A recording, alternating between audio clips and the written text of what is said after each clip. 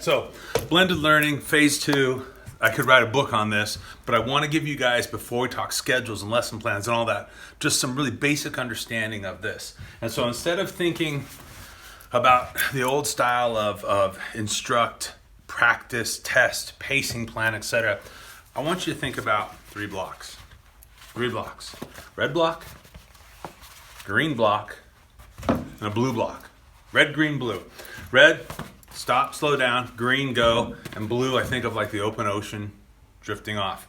And the reason I want you to think about this is because this is really the key to blended learning, is not thinking about how I take what I'm doing and have it go online. It's really thinking about what we do with our kids and what our kids do in these different chunks. So I'm going to start with the red block, is what, if we go to Avid Strategies, into. So into. So red, green, blue, into, through, beyond.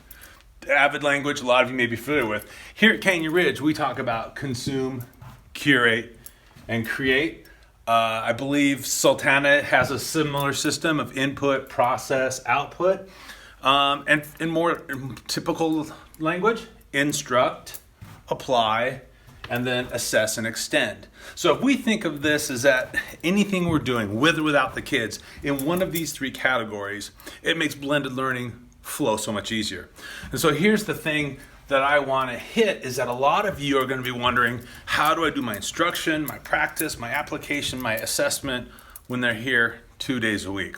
Well, if we look at this, we can now see that the into, consume, instruct activities really can be done by and large at home. Basic idea instruction, reading or consuming a text, could be watching a video, that could be going on a web quest, note-taking, questioning, basic checks for understanding. This can all be done independently at home by the students. And we leverage technology for that. Videos, Google Forms, Nearpod, Pear Deck, Flipgrid, Actively Learn, Khan Academy. There's tons of tools to help kids get into the concepts, into the ideas, into and get the basic instruction. There's no reason, if we only have them for 2 days a week, for me to stand here in front of the class and have them take notes. They can do that at home. And here's what I want you to think about. The red at-home activities aren't just homework or practice. This is really where I call it in my class, where they go get the tools out of the toolbox. I don't expect them to complete this red activity on their own and now have a complete conceptual understanding. They're getting the tools out of the toolbox. And now we've got the tools, the language, the vocabulary, the basic understandings to then go deeper when we're together. I want you to think of this as your who, what, when, where days. Not your why and your how. So my kids are going to figure out who, what, when, where. And I know some people are saying, what if they don't work at home? We're going to get to that. Now, the red days, those are at-home days. They do on their own. And this is kind of a flipped model of blended learning. This is what I want to do, my green days. When they have them in class, these are my through days, my curate, my process, my apply days. So this isn't just grading or testing, okay? This is a 4 C's rich collaborative learning environment. This is in class. This is higher DOK and Bloom's, gradual release, I do, we do, you do, small group activities, and we can get them 6 feet apart. We can leverage Google Docs and all kinds of tools to have them communicate, collaborate in a room where they're still a safe distance. Hattie's top strategies. If you're not familiar with Hattie's work and his strategies, go look those up. This is where these come into play. Guided revision, student voice and choice. This day is the why and how day. This day is about analysis and artifacts of their learning. Okay, this isn't the basic concepts. This isn't reading the text. This isn't, taking notes on the formula. This is group application, analysis, higher order thinking skills done together. The why and how days. This is where learning happens. And I am a facilitator, and I am a mentor, and I am part of the process. I'm a lead learner in these days, okay? Third day, the blue day. This is our beyond, our create, our output, our assess and extend days. And here's the thing. These days can be in or out of class. That's the beauty about these. If we build a progression this way, in any subject matter or elective, what happens is when we get to this point, part of it can be done in class, part of it can be done at home or digitally in the cloud. And so this is now a 6 C's rich environment. Now character and citizenship and community and curiosity, so there's a lot more C's here, become involved. This is extension, this is inquiry, this is student voice and choice, this is self-design projects maybe. Campaigns and community outreach, okay? You've been talking about the water cycle in a physical science class, if that's where they teach the water cycle.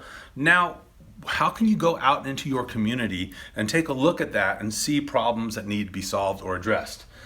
This is a revise and deeper reflection. This is a peer review. This is podcast, blogs, media projects, which now, again, 6 C's rich. This is prototypes and models. This is contests, film contests, fun contests. This is real world applications. This is the what if and the I wonder days. So if I look at every day of blended learning, it's gonna be, the kids are gonna be doing one of these blocks, a red, a green, or a blue. Are they gonna be doing a basic into the information day, which can be facilitated wonderfully with online tools that will give them immediate feedback and can be set up to lead them to resources to learn, and we'll coach you up on that. Is it an in-class day where I'm maximizing all of the great proven learning strategies? Or is it a day where we're going deeper? So blended learning is not about finishing the pacing plan or covering all the topics. It's about going deeper instead of wider. I've got the kids for fewer days, so these projects are going to hit a ton of standards, but they're going to force the kids into deeper, and it's going to impact student voice and choice. So let's jump over here real quick to the 4 C's, and I'm not going over this because it's the district thing to do. I'm going over this because this is something I believe in, and this is green right here. I started to map the stuff 4 C's we do in class, but you guys know that, you guys are pros. How do the 4 C's work in that red zone? Well, if we look at communicate, message boards, you can create a frequently asked question zone, peer-to-peer support, have kids tell concept stories to one another online in a controlled environment. You know, Flipgrid's great tool for that. There's plenty of online stuff, and again, we can give you the tools later. Collaborate, ask an expert. Have the kids go out and ask an expert. You know, whenever you say, I'm a student and I have a question about, most people will love to answer that question. People, especially experts in their real fields, love to talk about their work. It's their passion. Or it's just narcissism, one of the two, but ask an expert. Reciprocal teaching, inquiry projects, media projects, building hyperdocs that then would be shared with other students that help them share their proficiency and mastery with others. Critical thinking, bring questions to class, have them write meaningful questions, give them question stems ahead of time, bring artifacts to class that are related to the topic after the basic into part. Find real world connections, tackle real world problems, map perspectives. So you see how a lot of these are starting to overlap. The create level, create problem models, you know, and you can do that at an into level here. There's some problems with this that I don't understand. Here's some models of how this problem's unfolding that when you get to here, now you have deeper discussion. Art, yes. Art is an amazing way to tap into our kids' creative abilities. Creativity, to quote Stephen Kotler, is about making new connections between existing material. Great way to do that. They have now understanding this material, they're making new connections artistically. Blogs, podcasts, videos, media campaigns, Glogster, Spark pages, websites on a more mathematical or scientific level, prototypes, live performances, recorded performances. There's so many things that we can do that kids can now do digitally online and still be super 4 C's rich. And again, the stuff we normally do in class, we'll be able to do and modify with distant learning in safe spaces and masks or whatever we tend to. But before we talked specifically about blended classrooms, flipped classrooms, and other models, passion projects, Genius Hour, those things. I really want you to see blended learning from this perspective. It is about the things I'm choosing to have kids do.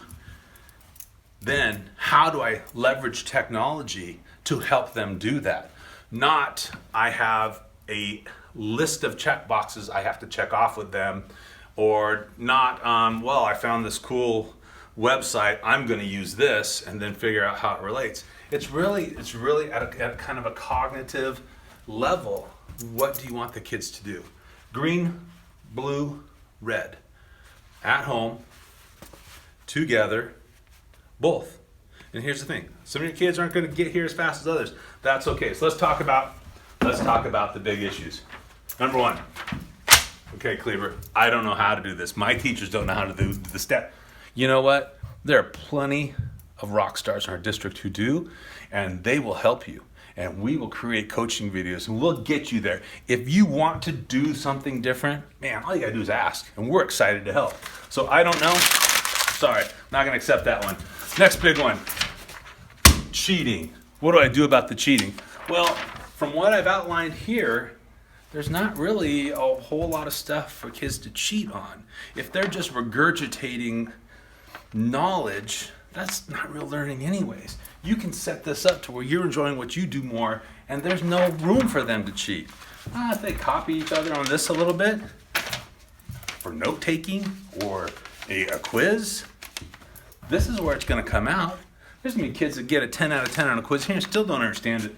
This, when you get into the how and why, is where it happens. So, cheating, I'm not going to listen to that. Okay, my kids aren't working at home. All right. Okay, I'm an English teacher.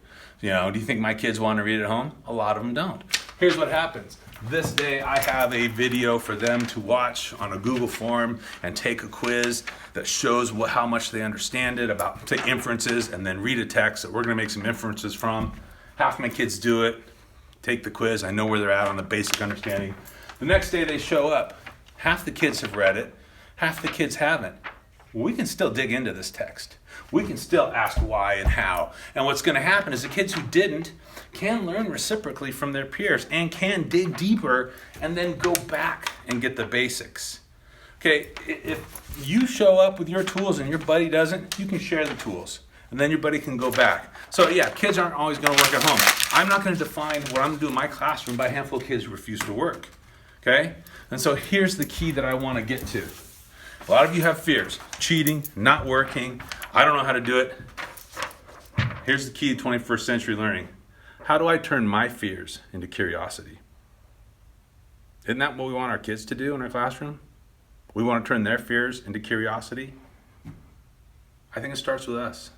I can fear cheating. I can fear laziness. I can fear my own shortcomings. How do I turn my fears into curiosity? If we can start to do this as teachers, as staff, as administrators, then phase 2 can be transformational. So let's not fear phase 2. Let's turn our fear into curiosity.